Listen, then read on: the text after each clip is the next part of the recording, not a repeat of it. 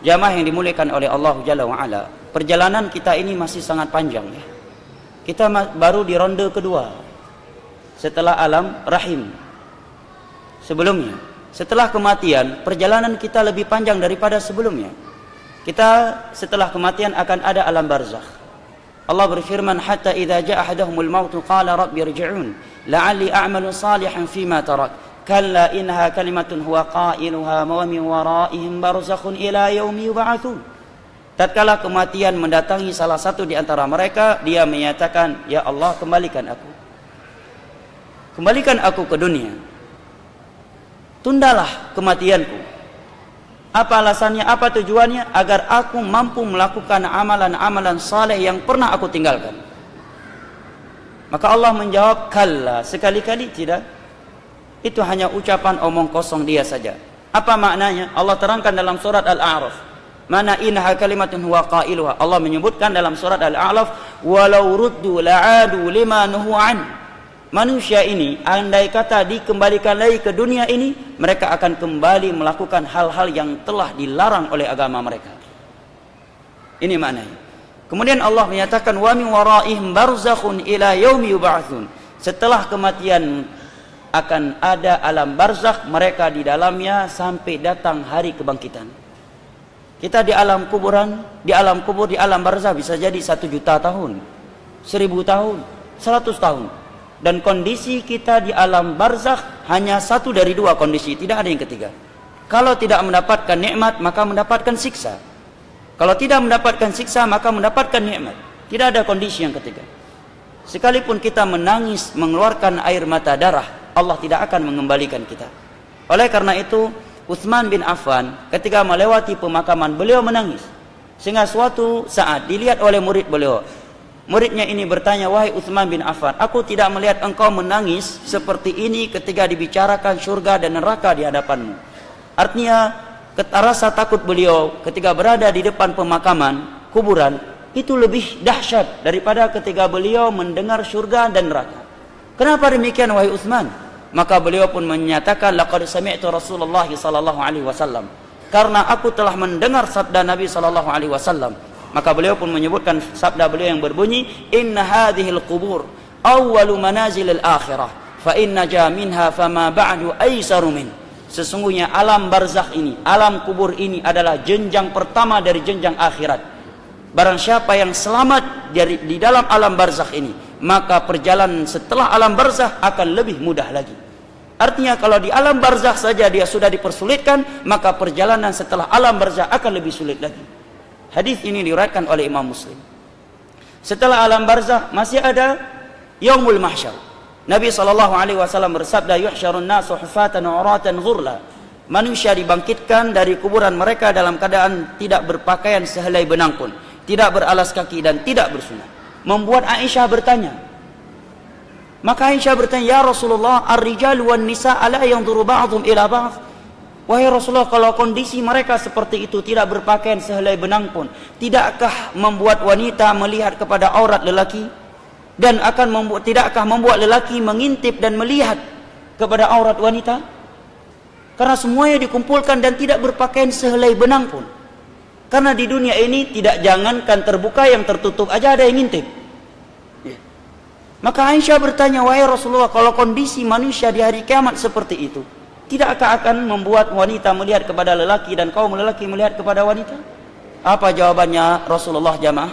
Nabi menjawab, ya Aisyah, al-amru asyaddu min dhalik. Wahai Aisyah, hari kiamat itu hari yang sangat dahsyat. Mereka tidak lagi terpikirkan oleh mereka hal-hal yang seperti itu. Hadis riwayat Al-Imam Al-Bukhari dari Aisyah. Di dalam hadis Miqdad bin Al-Aswad yang diriwayatkan oleh Imam Muslim, Nabi menyebutkan tudna syamsu minan nas yaumal qiyamah qadral mil.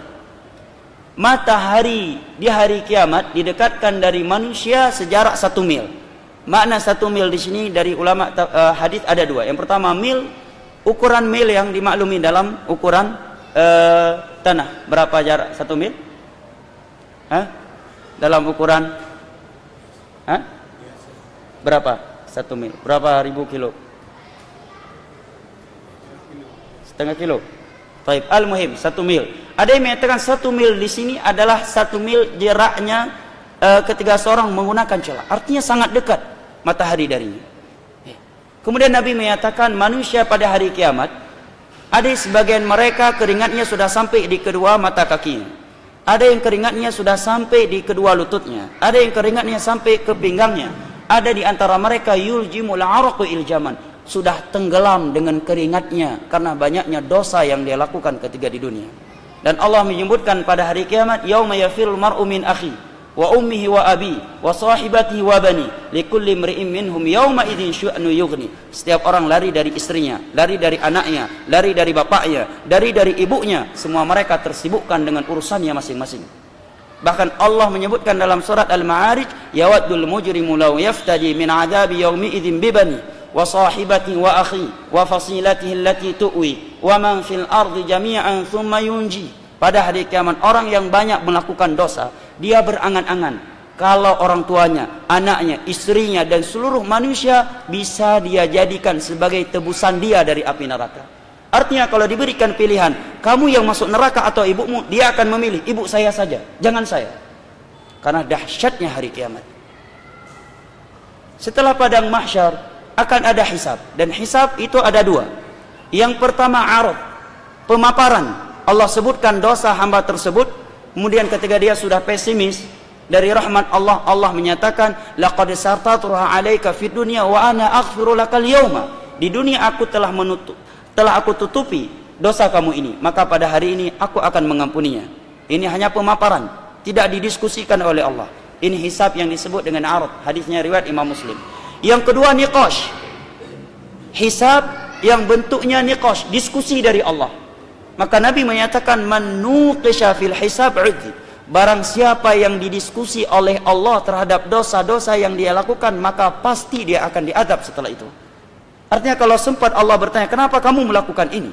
Kenapa kamu melakukan ini? Kenapa kamu melakukan ini? Maka orang yang seperti ini hisabnya, kata Nabi, udzib, pasti akan diadab setelah itu. Setelah hisab akan ada mizan. Setelah mizan akan ada perintah mengambil buku catatan amalan. Kalau kita mengambil dengan tangan kanan dari sebelah kanan, maka kita akan beruntung.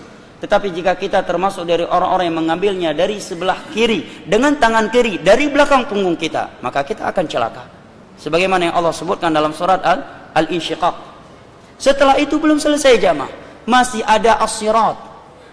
As-sirat sebuah jembatan yang disebutkan oleh sahabat Jabir, adaq minasy'ar wa ahad minasif.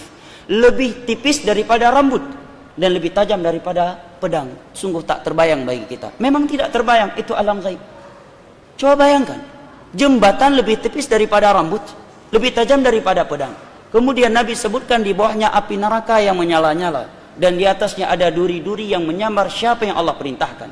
Sehingga Nabi menyebutkan di antara mereka ada yang melewatinya secepat kilat, ada yang secepat mata memandang, ada yang secepat kuda, ada yang secepat orang yang berlari, ada yang berjalan kemudian jatuh sehingga tersungkur ke dalam api neraka yang ada di bawahnya.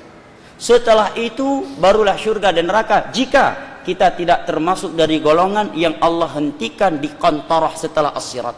Apa itu qantarah? Tempat penegakan qisas. Qisas ditegakkan di saat itu. Hanya saja qisas di saat itu dibayar dengan pahala.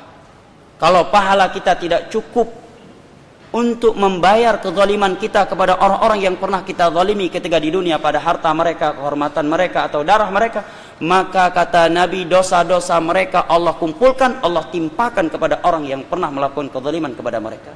Sehingga pada hari kiamat bisa jadi orang di dunia nggak pernah berzina, bertemu dengan Allah menanggung dosa zina.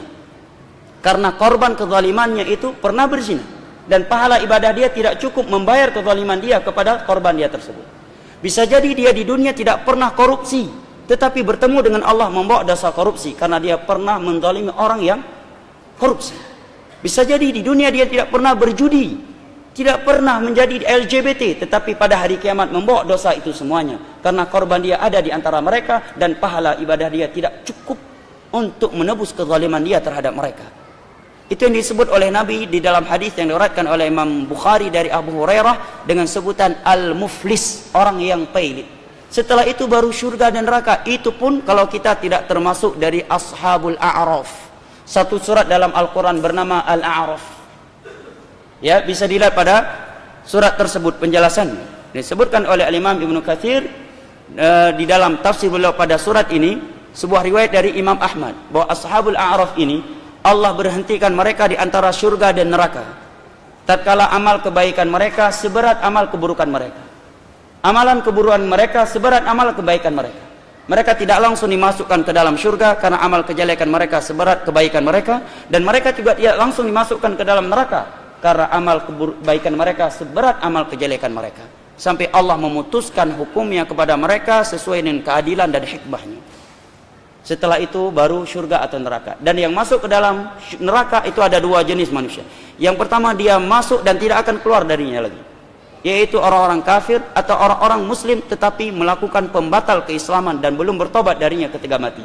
Yang kedua, mukmin yang bermaksiat, dia masuk ke dalam neraka hanya mampir, dibersihkan dari dosanya, setelah bersih baru dimasukkan ke dalam sebuah sungai yang dengan itu dia akan suci, kemudian dimasukkan ke dalam surga. Apakah kita merasa tenang mendengarnya? Andai kata kita mampir satu hari di hari kiamat, paling pendek Allah katakan seperti 1000 tahun di dunia ini. Sebagian hari yang lainnya Allah menyatakan khamsina alfasana, seperti 50.000 tahun di dunia ini panjangnya. Siapa yang mampu bertahan? Berarti kalau kita mampir dalam neraka 7 hari, berarti maknanya kita telah disiksa, dibakar dalam api neraka selama 7.000 tahun. Itu paling pendeknya. Perjalanan masih sangat panjang jamaah. Semua kita akan mempertanggungjawabkan apa yang kita perbuatkan. Masing-masing di antara kita memperhatikan perbuatannya diri sendiri, jangan sibuk surga orang lain, ternyata surganya sendiri tidak terpikirkan.